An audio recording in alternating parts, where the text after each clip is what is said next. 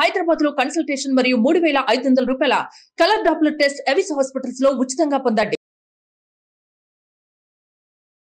నమస్తే సుమన్ టీవీ ప్రేక్షకులకి మీ నాగరఘు నమస్కారాలు. పలు అంశాలు వాటికి సంబంధించిన లీగల్ ఆస్పెక్ట్స్ గతంలో చాలాసార్లు మీతో మాట్లాడటం జరిగింది. సో మరికొన్ని విషయాలతో ఈరోజు మీ ముందుకు వస్తున్నాను. దానిలో ముఖ్యంగా అంటే ఎంతమంది సీనియర్ న్యాయవాదులు చెప్పినా,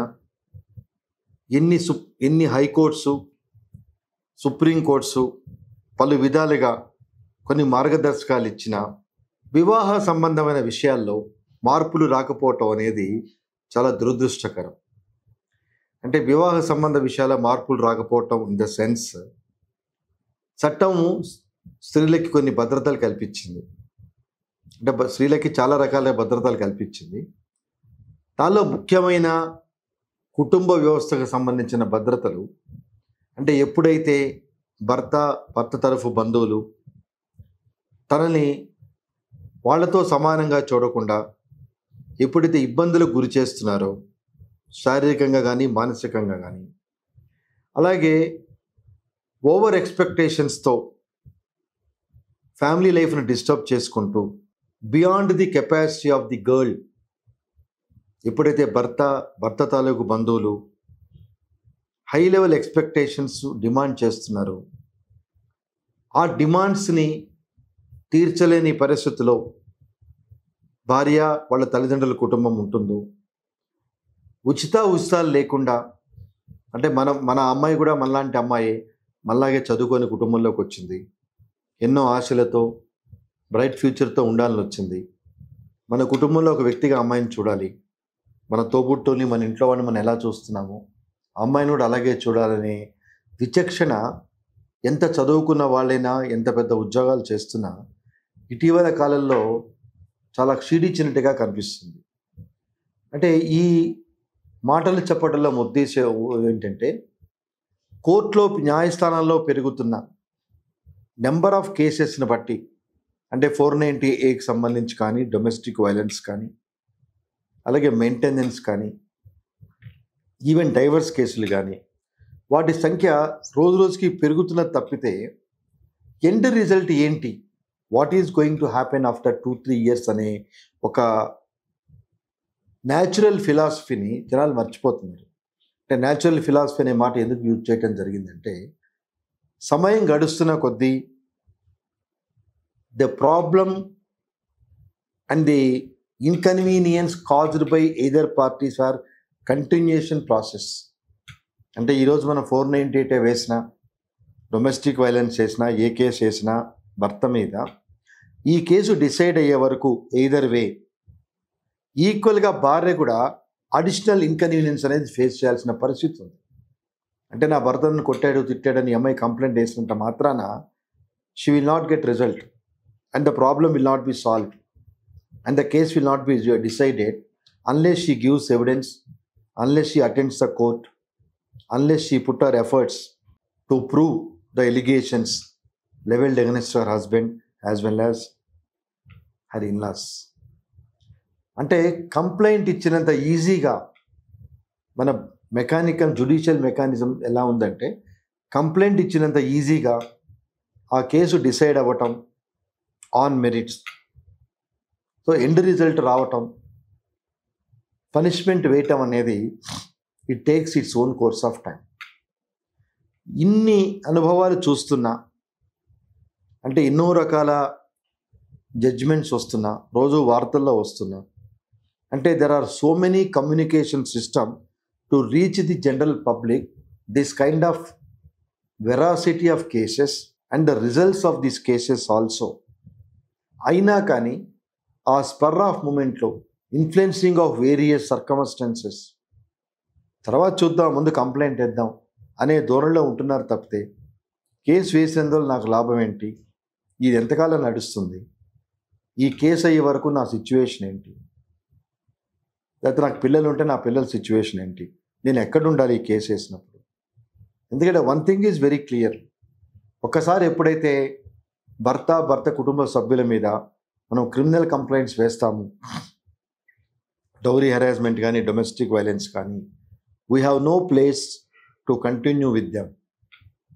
మనం ఇండిపెండెంట్కైనా రావాలి లేదా పేరెంట్స్ దగ్గరికైనా రావాలి. సో ఇండిపెండెంట్గా వాళ్ళకై వాళ్ళు సర్వైవ్ అయ్యే పరిస్థితి చాలా తక్కువ మందికి ఉంటుంది. సో ఇండిపెండెంట్గా సర్వైవ్ కాలేని పరిస్థితుల్లో the option available for them is go back to their parents house or relatives house or their own kith and kin. So ఇంత వ్యయప్రయాసాలు కోర్చి ఓకే ఇట్స్ ఆల్ రైట్, నేను ఏదో రకంగా బాధలు భరిస్తాను, నన్ను ఇబ్బంది పెట్టిన నా భర్త నా అత్త మామలు పనిష్మెంట్ జరగాలి అనే ఒక వింత పోకడ చాలా సందర్భాల్లో అది ఒక ఆశాపదంగా ఉంటుందే కానీ ఎక్స్పెక్టెడ్ రిజల్ట్స్ రావట్లేదన్నది నాకున్న అనుభవంలో నేను చూసిన న్యాయస్థానాల్లో ఉన్న పరిస్థితులను బట్టి చెప్తున్నాను. ఎందుకంటే న్యాయస్థానాలకు కావాల్సిన సాక్ష్యాలు. 4 గోడల మధ్య భార్యాభర్తల మధ్య జరిగే గొడవలకి సాక్షులు ఎవరు ఉండరు, వాళ్ళకై వాళ్ళే సాక్షులు. అన్లెస్ ఈ భార్యకి సివియర్ ఇంజురీస్ ఏమన్నా జరగో, లేకపోతే ఇష్టం వచ్చినట్టుగా భర్త కొట్టినప్పుడు ఏదైనా ఇంజురీస్ జరుగు, అదే భర్త కొడుతున్నప్పుడు వీళ్ళు కొట్టాడుకుంటున్నప్పుడు నైబర్స్ వీళ్ళ మాటలు విని there is something fishy in this family, what is happening, let us also impart in their activities, let us do whatever is possible to convince them అని చుట్టుపక్కల వాళ్ళు ఎవరికైనా ముందుకు వచ్చిన సాక్ష్యాలు తప్పించి మోస్ట్ ఆఫ్ ద టైం, ఎందుకంటే ఈ 498A కేసులు వేసే విమెన్ ఫ్రెటర్నిటీకి నా అడ్వైజెస్, మీరు పుట్టింటికి వెళ్ళి కేసులు వేస్తారు ఎక్కడో, sometimes it may not be Hyderabad, it may be somewhere else, మీ పేరెంట్స్ ప్లేసు. చట్టం క్లియర్గా చెప్పింది, విక్టిమ్ ఎక్కడైతే ఉంటుందో that place is having jurisdiction to initiate these cases, 498A domestic violence or even divorce case or even maintenance case. కానీ police వారు మీ తరఫు వాళ్ళ స్టేట్మెంట్లే రికార్డ్ చేస్తారు తప్పితే they never visit the in laws place, they never make any enquiry in and around people of your in laws. So ఈ 498A కేసులో మెయిన్ విట్నెస్లు ఎవరు? Victim parents. Almost of the occasions victim side people only giving evidence, నాకు ఇలా చెప్పారు ఇలా జరిగిందని చెప్తే 90% of cases there will be no eyewitnesses, there will be no people available as they are at present when the nuisance occurring between the wife and husband. So ఈ లాకునాస్ అనేది ఎప్పుడైతే మీరు ఓవర్కమ్ అవుతారో, అలాగే యూ ప్లీజ్ ఎన్ష్యూర్ అబ్బాయి ఇంటి దగ్గరికి పోలీసులు రావటం, వాళ్ళని ఎంక్వైరీ చేయటం, చుట్టుపక్కల ఎంక్వైరీ చేయటం, అతని ఆఫీస్లో అతని కాంటాక్ట్ గురించి ఎంక్వైరీ చేయటం, ఇట్లాంటి పరిస్థితులు ఎప్పుడైతే వస్తాయో అప్పుడు మీ కేసుకి బలం వస్తుంది. అలాగే కేసులు వేసిన తర్వాత ఛార్జ్ షీట్ వేయటానికి it takes long time, definitely takes long time. Charge sheet వేసిన తర్వాత కేసు డిసైడ్ అవడానికి definitely not less than 2 years.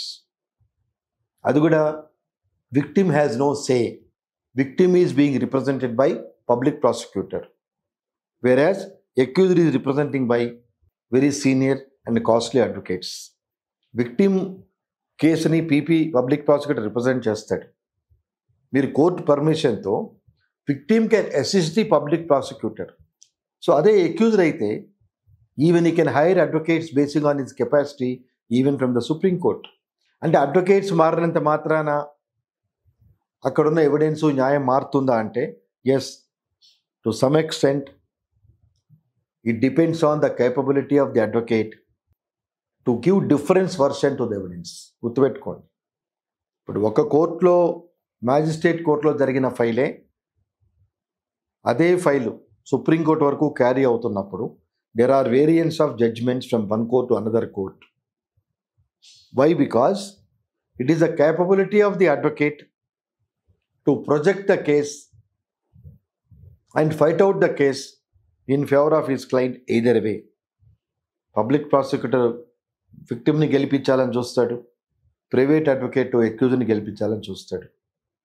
In this legal battle judge will decide the merits of the case basing on the material available before him.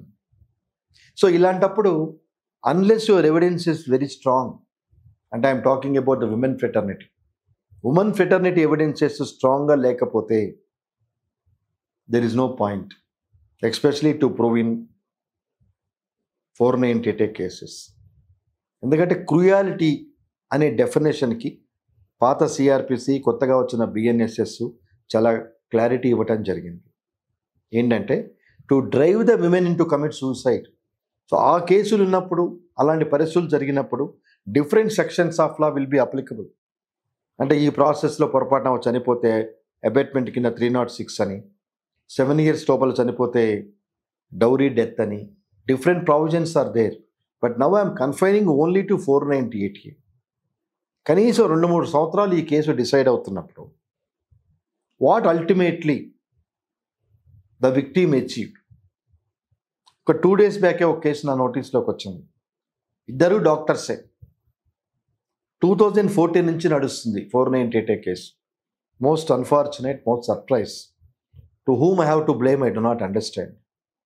10 years at the magistrate court. So conviction పడింది అనుకుందాం ఒక్క నిమిషం. దీనిలో maximum పనిష్మెంటే 3 ఏళ్ళు. Even 3 ఏళ్ళు punishment ఇచ్చినా the same day accused will be released on bail. Again there is an opportunity for him to prefer an appeal against the conviction. So అక్కడ కూడా it takes his own course of time. అక్కడ కూడా lower court conviction confirm చేస్తే at most 2 to 3 days he will be in jail. Afterwards he will be released on bail. Again he is having opportunity to challenge that trial court order as well as first appellate court order before the high court. High court lo definitely it takes minimum 5 years time. Definitely take 5 years time. So ఈ 5 years time అయిపోయిన తర్వాత, end result వచ్చిన తర్వాత, ఈ 10 ఏళ్ల ప్రాసెస్లో what the women each. So main ఉద్దేశం అంటే రీసెంట్ స్టాటిస్టిక్స్ చూస్తే conviction rate is only in single division in 498 cases. However it takes its own course of time. But ఇన్ని సంవత్సరాలు జరిగిన తర్వాత కూడా ఈ కేసెస్ పాజిటివ్ రిజల్ట్స్ రాకుండా, plus there is no iota even to punish or even to keep this man behind bars for years together అనే concept ఈ కేసులో లేనప్పుడు why should we invoke the provisions of 498A on whose cost? Definitely with the cost of the women's life and her children. ఎందుకంటే unless the punishment is very stringent, unless the delivery system delivers or renders to the victim within no point of time, there is no point of fighting cases for years together. అంటే మా అమ్మాయిని సతాయించినప్పుడు, మా అమ్మాయిని ఇబ్బంది పెట్టి harassment చేసినప్పుడు punishment లేదా అంటే within the framework whatever law states, దానిలో నుంచే మీరు మీ కేసులు ప్రూవ్ చేయడానికి ప్రయత్నించండి. అంతేగాని ఇయర్స్ టుగెదర్ ఉన్నందువల్ల వాట్ ఈస్ ద పాయింట్? ఇద్దరు ఉద్యోగాలు చేస్తూ ఉండుంటారు, కోర్టుకు రావాల్సి ఉంటుంది. How many man days you are losing by on account of appearing before the court? So my respectable appeal to all the viewers, think over before you initiate any these kind of criminal cases against your husband and in-loss. What is our achieve percentage once I invoke these cases against him? How do I control? So the only system, all these people, they have a right to approach the High Court to make a request and file a petition for speedy trial. It is a fundamental right of every citizen to seek the redressal from the constitutional courts for speedy trial. There is no point of fighting years together without any positive results. నేను మీకు ఇందాక చెప్పినట్టు 10 years నుంచి వాళ్ళు fight చేస్తున్నారు magistrate కోర్టులోని. 2014లో the case registered అయింది. Both are highly professionals, but still the case is continuing. Think before you initiate legal process against your husband in laws. As it ఈస్గా we are totally disturbing our family relationship by virtue of filing cases. What we are going to achieve, how we are getting proper redressal from the judiciary. ఈ ఆస్పెక్ట్స్ని positive ప్రాస్పెక్ట్గా తీసుకొని a stitch in time saves 9 కాబట్టి cases వేయటం వల్ల, I'm not saying cases వేయద్దు అని చెప్పట్లా, చట్టం కల్పించిన వెసులుబాటులోనే మనం కేసులు వేస్తున్నాం. But how do we prove? That is the most important. Mayor filing cases is not a criteria.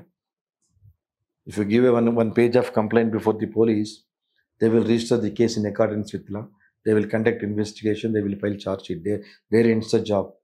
The moment they file a charge sheet, the legal process will begin from the court. So the ball is in the court.